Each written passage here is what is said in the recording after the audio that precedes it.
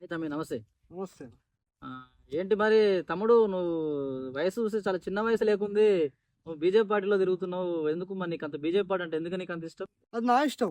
నీకు అభిమానం ఉంటే నువ్వు కూడా తిరగొచ్చు. నేను ఎవరైనా వద్దన్నారా? కరెక్టే. ఇప్పుడు నేను ఒక పార్టీలో తిరుగుతున్నానంటే దానికి సమాధానం ఏందో నీకు చెప్పగలుగుతా. ఇప్పుడు నువ్వు బీజేపీ పార్టీలో తిరుగుతున్నావు కదా, అదే ఎందుకు నీకు ఏం చూసి నచ్చి నువ్వు ఆ పార్టీలో తిరుగుతున్నావు? ఆ పార్టీ సిద్ధాంతాలు నాకు నచ్చాయి కాబట్టి అందులో తిరుగుతున్నా. ఇప్పుడు 10 సంవత్సరాల నుంచి సెంట్రల్లో నరేంద్ర మోడీ గారి ప్రభుత్వం ఉంది. మరి మనకు జనాలకు నరేంద్ర మోడీ గారి ప్రభుత్వం ఏం చేశారు మరి ఇప్పుడు ఇంతవరకు? మన హిందువులు 500 ఏళ్ళ కళ నిజం చేయలేదా రామ మందిరాన్ని కట్టి? కాంగ్రెస్ పార్టీ దాని గురించి ఎన్ని కుట్రలు అందింది. లాయర్లను పెట్టి వాయించింది కోట్ల. అయినా కూడా ఆడ ధర్మమే గెలుస్తుంది కాబట్టి ఈరోజు మనం రాముని మొక్కగలుగుతున్నాం. కరోనా కష్టకాలం నుంచి వెళ్ళి ఉచితంగా రేషన్ బియ్యం వస్తలేవా మీకు? కరోనా కష్టకాలం ఫ్రీ వ్యాక్సిన్ ఓడిచ్చారు మీకు. ఇలా నువ్వు ఈడ కూర్చొని ఎక్కడో ఉన్నోనికి ఫోన్ పేలు గూగుల్ పేలు చేస్తున్నావు. ఆ యూపీఐలను ఓవర్ చేసారు నీకు నరేంద్ర మోడీ గారే కదా. తెలంగాణ ప్రజల కోసం నిజామాబాద్ జిల్లాలో పసుపు బోర్డు తీసుకురాలేదా మన మోడీ? వందే భారత్ రైళ్లు తీసుకురాలేదా మన ప్రధానమంత్రి గారు? అప్పుడెంత ఉండే ఇప్పుడు ఎంత పొడుగానే హైవే రోడ్లు విస్తీర్ణం పెరగలేదా? స్వచ్ఛ భారత్ ప్రోగ్రామ్ పెట్టింది నరేంద్ర మోడీ. ఊరికి శ్మశాన వాటిక ఇంటింటికి మరుగుదొడ్డి కార్యక్రమం పెట్టింది కూడా మన నరేంద్ర మోడీ గారే. ఇవన్నీ తెలిసి నువ్వు ఎట్లా మాట్లాడుతున్నావు? ఇంతకుముందుకు భారతదేశం జోలికి పాకిస్తానోడు, బ్రిటనోడు, బంగ్లాదేశోడు ఊకంటే ఎప్పుడు గొడవలు పెట్టుకోవాలని చూసేది బార్డర్లో. ఇలా భారతదేశం జోలికి రావాలంటే ఇట్లా ఉనికిపోతురు. ఓవర్ చేసిరు. అది మోడీ గారే కదా.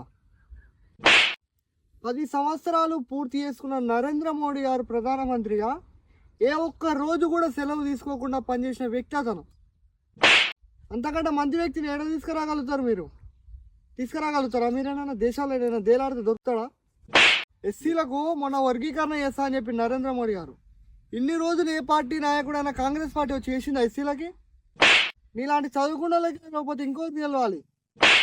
భారతదేశంలో అప్పుడు ఎన్ని విమానాశ్రమాలు ఉండే, ఇప్పుడు ఎన్ని అయినా విమానాశ్రమాలు సంఖ్య పెరగలేదా?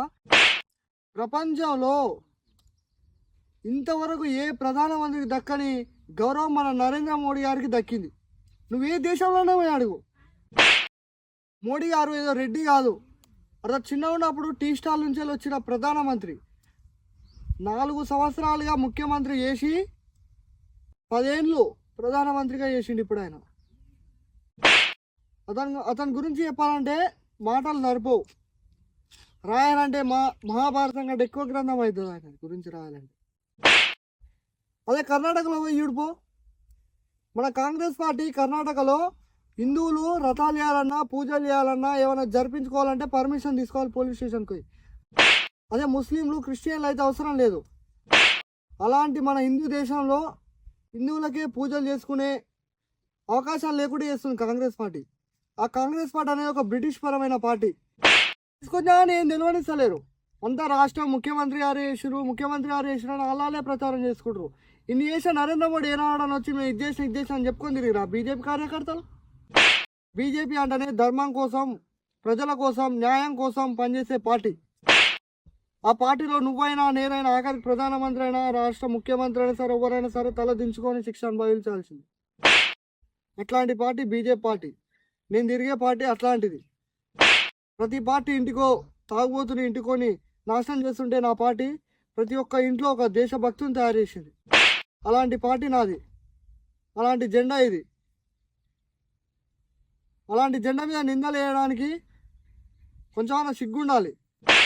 మన గిరిజన ముద్దు బిడ్డని మన రాష్ట్రపతిని చేసింది ఎవరు? ఇన్ని 60 ఏళ్ళు వెళ్ళిన కాంగ్రెస్ పార్టీ ఒక గిరిజనుల కన్నా ఎవరికన్నా రాష్ట్రపతి పదవి ఇచ్చిందా?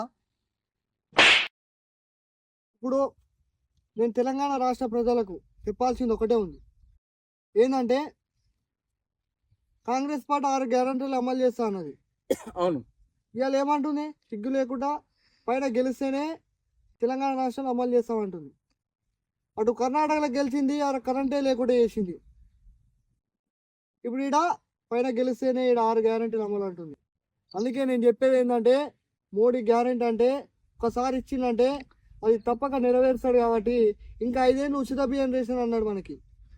అది మన కరోనా కష్టకాలం నుంచి తీసుకొస్తుండు. అవన్నీ గ్యారంటీలు ఉన్నాయి కాబట్టి ఇప్పటికి కూడా.